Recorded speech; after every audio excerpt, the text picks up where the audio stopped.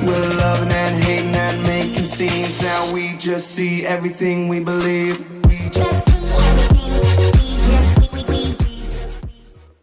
Hello, what's going on YouTube fam? This is your boy J Money here, and I'm finally bringing you guys that deck profile. So, I ended up, I showcased windups a few times after the banning of, was it Nightmare Goblin and Firewall Dragon, but there was never really a really solid build I could do, you know, with the deck, because, you know, the twin conditions kind of just went away after Firewall Dragon's ban, and that was just the fact of the matter.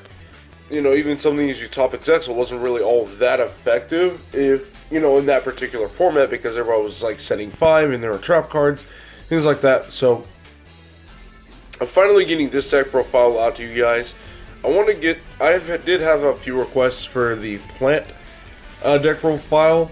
Now, I want to try to shave the deck size of that deck down before I put it out. It's still at 50. I want to try to drop it down to about 45 before I get on to doing said deck profile for you guys, because, you know, I know you guys want to consistently see, you know, your outs to those interruptions and things like that matter. And there is one more deck I'm really wanting to just essentially try out, like a rogue deck I'm really been interested in playing lately, and that's Madolche. However, I don't own any of the cards, nor will I actually be able to buy any of the Madolche cards anytime soon. You know, this job I has right now, it's only part-time, unfortunately, so it doesn't really pay a whole lot, and then I still have bills and things like that, so I'm not, you know, it may be a while before I can actually just buy cards again.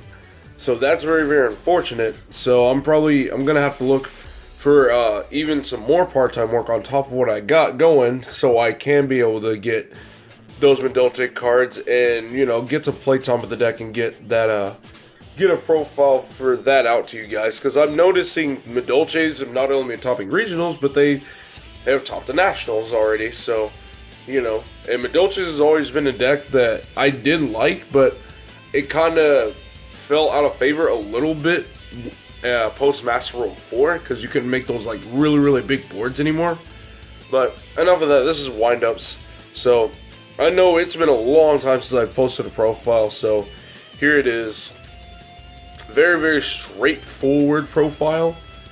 It's just, you know, you just cut the bullshit, and it's just meat and potatoes. That's really all the deck is for 40 cards. With that being said, enough of the talk. Let's go ahead and get started. Alrighty guys, so starting this bad boy off. Of course, now the Magician's at 3. Magician Shark is a lot more consistent now, so, you know, that's nice. You know, there's not too much to say about these cards, except this is clearly the best card in the deck, and you play as many as you're allowed. Same with Windup Shark, you play as many as allowed. Yeah. Same thing with Windup Rat. You play as many as you're allowed to play, because, well, it's freaking Windup Rat. It's a free reborn for the archetype that's not once per turn. Yeah. You know, it is a once while it's face up on the field, so it's a soft once per turn, so just get it off the field and put it back on the field, and you can reset the effects. Alright, now we got 2 Windup Hunters. I don't think Windup Hunter is still a card that you necessarily want to see in your opening hand, but you can play 3 if you want to, because you still want at least 2 in your deck to resolve a full hand loop combo. I have played a few hands to where I've drawn up into 1, and it made it to where I can't, like, full combo. So, you know, yeah, that's something you might want to think about. Next, to round up our main deck wind-up monsters, we got 1 Wind-Up Kitten and 1 Wind-Up Dog, because Rescue Cat is still a very strong card in this deck. And it puts 2 wind-ups on the board, it's instant, it's a maintenance, it's beautiful. So now for all the support cards, of course, you will have your 3 Summoner Monks, because it's Summoner Monk. It summons Rescue Fair from your deck, it summons Wind-Up Magician from your deck, which is a key piece. If you don't open it Again, Magician is the 3 copies, so it's a little bit more consistent, but hey, sometimes you still don't get it, so basically you need more copies of Magician. Next, we have 3 Rescue Cats because it's instant maintenance. If you have access to an additional summon with Magician in your hand, you still have full combo. Again, you don't need Magician Shark. All you need is really access to Magician and an additional normal summon, and you're good to go. Alright, next we got some additional summons. These, again, you want as many ways to put windups in specific on the board as possible. So, just extra bodies on the board like Dangers don't cut it. You need to have additional windups on the board, and none of them really are extenders, like standalone by themselves.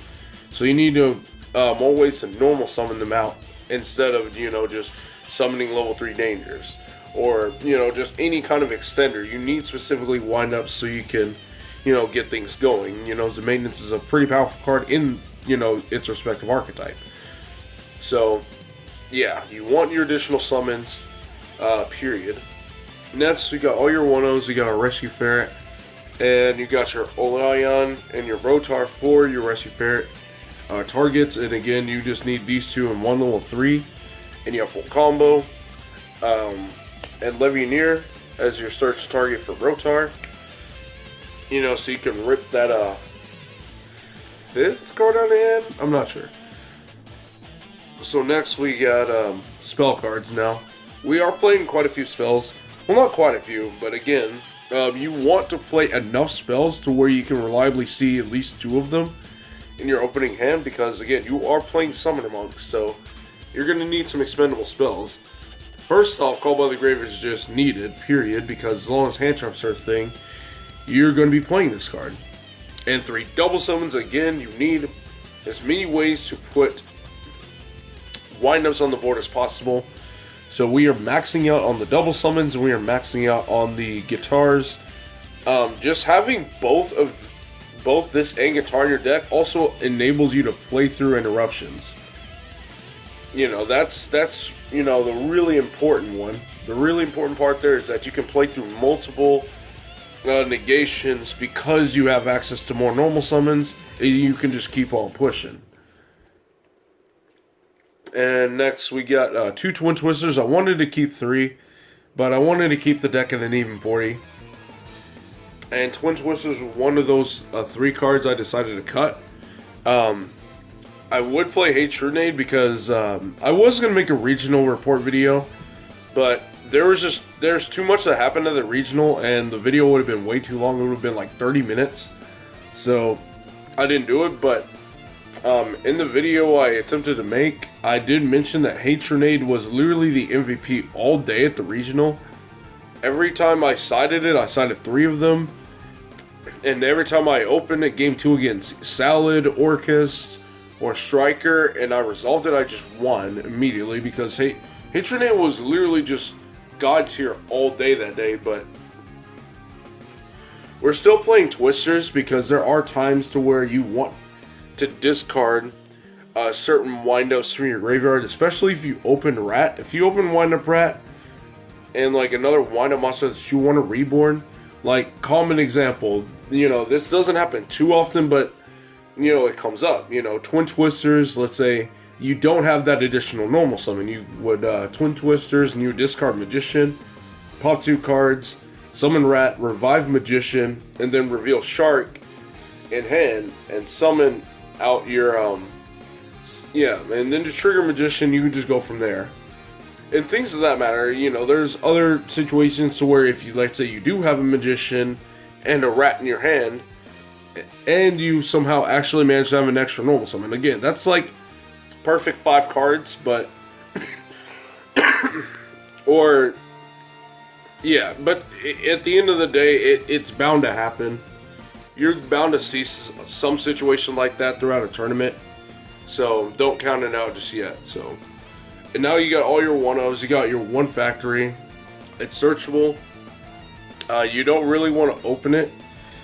I mean, if you do, sometimes it gets you there if you open it, so especially if you have an additional summon and you don't have Magician. The additional summon could get you to Magician, and after searching in a factory, things like that. You need to rank up because, of course, Rebarian, you search it. Not only that, but if you get into Summoner Monk and like no other spells within your 3 cards, this can be your just auto spell target to summon Rescue Ferret from the deck if you need to. Succession, because you could search it off Miko. Of course, it's Reborn because it's Reborn.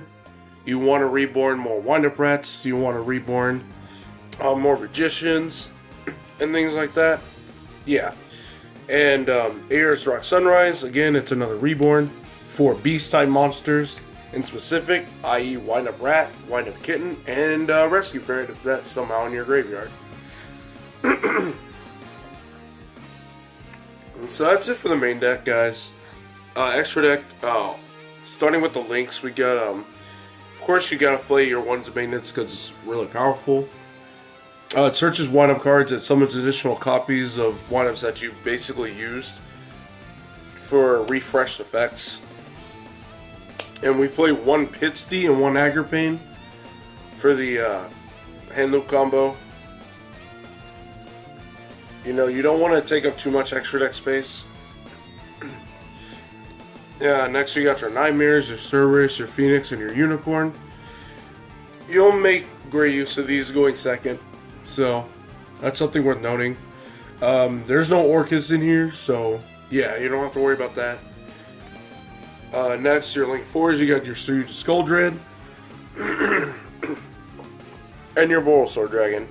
Now, you could play 2 Saryujas, but honestly, they're not. The second one's not really needed. I really wanted the OTK tool. But if you Borreload is equally as fine. It's okay to use Borreload. Next for your Synchros, you got your Miko, your Omega as your level 18 row choice. And your Odd Red Abyss for Agripane. Yeah, so you want these. This, so you can full hand loop your opponent. I'm sorry guys, something's going on with me. And yeah, Miko with, Miko's starting to be more and more of a favorite card of mine. As you guys have probably figured out, every time there's like some really, really powerful combo, there's likely going to be a Miko involved with it, so hopefully this isn't on the road for a for the chopping block in the future. I really hope that's not the case, but I don't know, man. I just got a feeling. Next, on to the XCs now. You got your Rebarian, you want to stack it. Your rank up. Your Butterfly, you have to play it. It's obligatory. And next we got our Utopia package. Now, I was playing Utopia Prime, so I can have additional materials on Zexal and additional negates, but when you hand loop your opponent a few times, you really don't need all those materials. When you have negates and rip cards out of your opponent's hand, you really don't need the extra material. So, it's redundant. So yeah, guys, that is the main and extra. Now, there are 2 cards I want to mention regarding side deck, because I feel like they're very necessary. I feel like you need to protect your monsters. So if you have your hands on these, at the very least this, I highly recommend getting your hands on these cards. Like, having to protect your monsters is very, very important, especially when it comes to windups. The last thing you want is your windup Magician getting met with an Effect Veiler of some sorts, or if you're going second, getting met with a Fog Blade or a Widow Anchor or something like that. Like protecting your stuff to make sure they go through and windups is especially important, especially now that you don't have cards like Firewall Dragon to kind of just push you out of it, because that's what Firewall enabled you to do. It just enabled you to push you out of rough spots. But You don't have that out anymore. I would honestly even go as far as to play Forbidden Lance, especially now, because when you have things like 3 of the 4 top 4s are playing spells and traps to disrupt the opponent.